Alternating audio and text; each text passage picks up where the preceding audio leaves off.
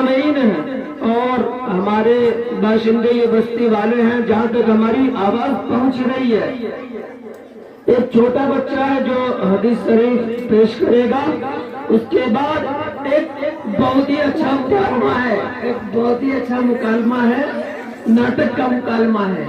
उसके बाद इंशाअल्लाह वो मुकालमा नाटकीय मुकालमा होगा और उसके बाद खेल का प्रारंभ शुरू हो जाएगा, खेल प्रारंभ हो जाएगा। जो 2-4 खेल है जो इनके उस्ताद मोहतरम ने बड़ी कोशिश कद्दो काविश के साथ इनको तैयारी करवाई है।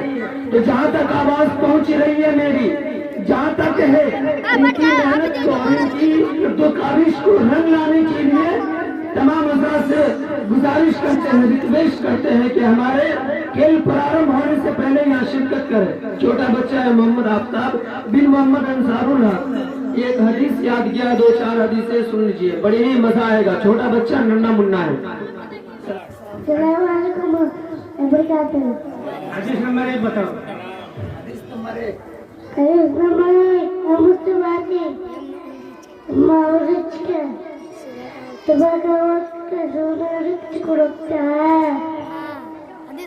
हदीस नंबर 2 हाँ, बात करने से पहले सलाम करो। हदीस नंबर 3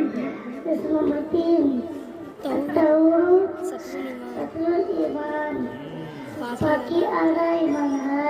हदीस नंबर 4